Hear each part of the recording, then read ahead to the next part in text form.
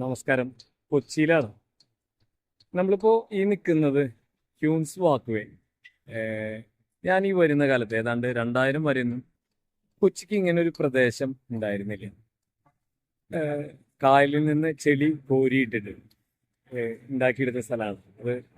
ഗോശ്രീ പദ്ധതികളുടെ ഭാഗമായിട്ട് വലാർപാടം container terminal അതിൻ്റെയൊക്കെ ഭാഗമായിട്ട് ചെളി കോരിയിട്ട് എടുത്ത് ഉണ്ടാക്കിയ സ്ഥലമാണ്. ഇപ്പോൾ ഇവിടെ വികസനത്തിൻ്റെ വലിയൊരു തുരുത്താണ് കൊച്ചിയുടെ ഈ ഭാഗം. ഒരുപാട് സിനിമകളിലൊക്കെ നമ്മൾ കണ്ടിട്ടുണ്ടാവും.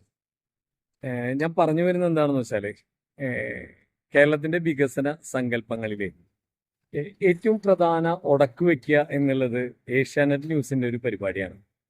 അതിൽ ടെക്നോ പാർക്കിൻ്റെ 2ാം ഘട്ട വികസനം, അത് തുരങ്കം വയ്ക്കാനുള്ള എല്ലാ പരിപാടികളും അവർ ഏറ്റെടുത്തിരുന്നു. ടെക്നോ പാർക്ക് 3ാം ഘട്ട വികസനം സുപ്രീം കോടതി തടഞ്ഞതോടെ IT മേഖലയിലെ സ്വപ്ന പദ്ധതികളിലൊന്നാണ് അനിശ്ചിതത്വത്തിൽ ആകുന്നത്. അമേരിക്കൻ കമ്പനിയായ ടോറസിനെ സഹായിക്കാൻ സർക്കാർ പരിസ്ഥിതി ചട്ടങ്ങൾ കാറ്റിൽ പറത്തിയതാണ് തിരിച്ചടിയായിരിക്കുന്നത്. വമ്പൻ നിക്ഷേപത്തിൽ സംഭവിച്ചത് എന്താണ്? ഏഷ്യാനെറ്റ് ന്യൂസ് അന്വേഷിക്കുന്നു. കൊട്ടിഘോഷിച്ച ടെക്നോ പാർക്ക് 3ാം ഘട്ടത്തിന് എന്ത് സംഭവിച്ചു? എവിടെയാണ് സർക്കാരിന് പിഴച്ചത്? ഈ ദൃശ്യങ്ങൾ കാട്ടിത്തരും ചോദ്യങ്ങൾക്കുള്ള ഉത്തരം. ജലസമൃദ്ധമായിരുന്ന പ്രദേശങ്ങളെ ശ്വാസം മുട്ടിച്ച് ഇങ്ങനെ മണ്ണടിച്ച് കൊല്ലുകയാണ്. തണ്ണീർത്തടങ്ങൾ സംരക്ഷിക്കാൻ നികത്തലിനെ എതിർത്തു. 1341 ഒരു മഹാപ്രളയത്തില് ഒഴുകിയുണ്ടായ സ്ഥലമാണ് കൊച്ചി. വൈപ്പിൻകരയും അങ്ങനെ കടലിൽ നിന്ന് ഉയർന്നു വന്നതാണ് എന്ന് പറയും. പറഞ്ഞു വന്നത് ഇതല്ല. ഒരു വികസന പദ്ധതിക്ക് ഗവൺമെന്റ് നിയമപരമായ വഴികളിലൂടെ അതിനെ വികസന പദ്ധതിക്ക് ആക്കം കൂട്ടാൻ വേണ്ടി കുറച്ച് സ്ഥലമൊക്കെ നികത്തേണ്ടി വരുമ്പോൾ, അത് ഗവൺമെന്റ് നികത്തേണ്ടി വരുമ്പോൾ പോലും കൃത്യമായ പരിസ്ഥിതി സ്നേഹം പറഞ്ഞ് അതിന് ഉടക്ക് വെക്കാൻ ശ്രമിക്കുന്ന നമ്മുടെ മാധ്യമങ്ങളുടെ ഒരു മുഖമാണ്. എന്തായാലും ആ പദ്ധതി നടക്കുന്നു. ഞാൻ കൊച്ചിനെ ഒന്ന് ഉദാഹരിക്കാൻ വേണ്ടി പറഞ്ഞതാണ്. നയാഗ്ര പ്രവർത്തനം തുടങ്ങി. പൊതു സ്വകാര്യ പങ്കാളിത്തത്തോടെയാണ് പദ്ധതി നടപ്പാക്കുന്നത്. 10,000 പേർക്ക് നേരിട്ട് ജോലി ലഭിക്കുമെന്നാണ് അവകാശവാദം.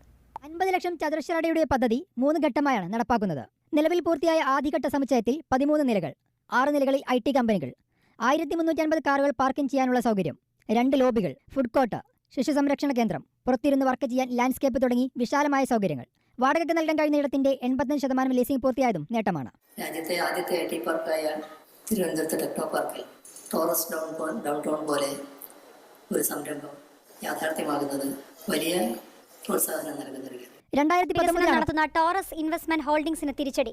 അനുമതിയില്ലാതെ പദ്ധതി നടത്തിപ്പുമായി മുന്നോട്ട് പോയതിന് ടോറസിന്റെ അനുബന്ധ കമ്പനിക്ക് ദേശീയ ഹരിത ട്രിബ്യൂണൽ 15 കോടി രൂപ പിഴയിട്ടു. പിഴത്തുക തണ്ണീർത്തടങ്ങൾക്കായി വിനിയോഗിക്കണമെന്നും ഉത്തരവിലുണ്ട്. കൂടുതൽ വിവരങ്ങളുമായി അനൂപ് ബാലചന്ദ്രൻ കൊച്ചിയിൽ നിന്ന് ചേരുകയാണ്. അനൂപ്, ഈ ടോറസ് കമ്പനിയുടെ നിയമലംഘനങ്ങൾ നേരത്തെ അനൂപ് തന്നെ പരമ്പരയായി പുറത്തുവിട്ടിരുന്നതാണ്. ഇപ്പോൾ ട്രിബ്യൂണലിന്റെ കണ്ടെത്തലുകൾ എത്രത്തോളം നിർണായകമാണ്? എന്തൊക്കെയാണ് ഉത്തരവിൽ പറയുന്നത്?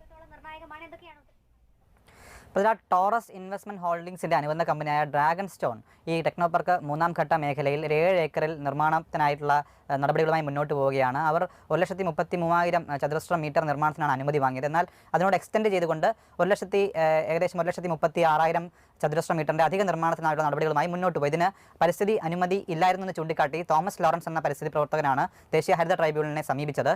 ഇത് ബോധ്യപ്പെട്ടുകൊണ്ടാണ് ഇപ്പോൾ ദേശീയ ഹരിത ട്രൈബ്യൂണലിന്റെ ചെന്നൈ ബെഞ്ച് ടോറസ് ഇൻവെസ്റ്റ്മെന്റ് ഹോൾഡിംഗ്സിന്റെ അനുബന്ധ കമ്പനിയായ സബ്സിഡറി കമ്പനിയായ ഡ്രാഗൺ സ്റ്റോൺ റിയാലിറ്റീസിന് 15 കോടി രൂപ പിഴ ചുമത്തി. വികസന ചർച്ചകളിലേക്ക് എയിംസും കടന്നു വരികയാണ്. കേരളത്തിനുള്ള എയിംസ് ആശുപത്രി നെയ്യാറ്റിൻകരയിൽ കൊണ്ടുവരുമെന്ന് NDA സ്ഥാനാർത്ഥി രാജീവ് ചന്ദ്രശേഖർ പറഞ്ഞു.